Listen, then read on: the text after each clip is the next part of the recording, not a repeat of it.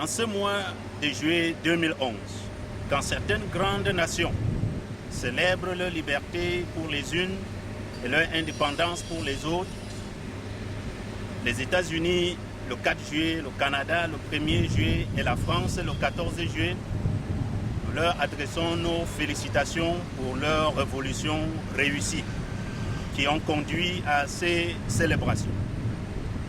À cette occasion aussi, nous voulons lancer un appel au peuple camerounais et au peuple français. Camerounaises, Camerounais. En septembre 1950, un événement crucial pour l'histoire de notre pays eut lieu.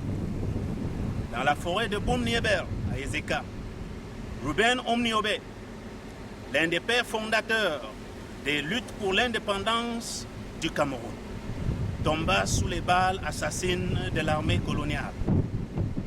Et comme cela ne suffisait pas, 2 ans plus tard, en novembre 1960, Félix Moumié, alors leader de l'indépendance, tomba lui aussi sous le poison toxique.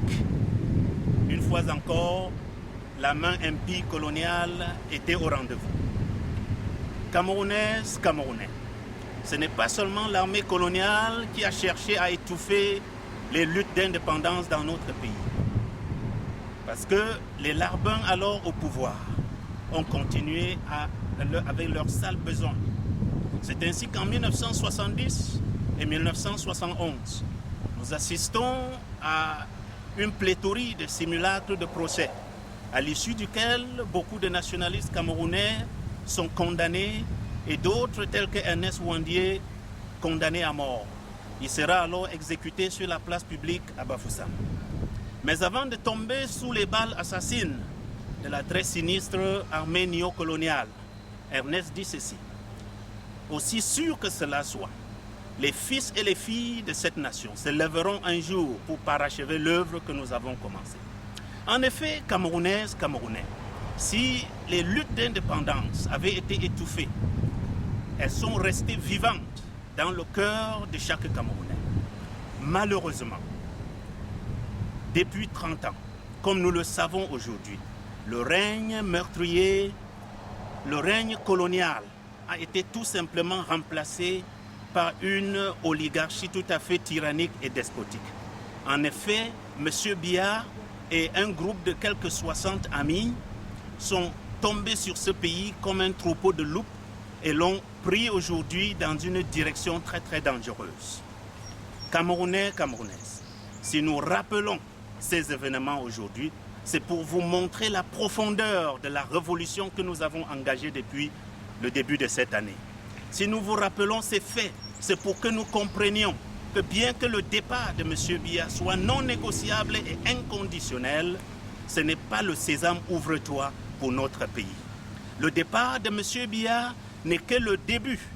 La fin du vieux régime dictatorial de M. Biya n'est que le point de départ pour la construction de notre pays.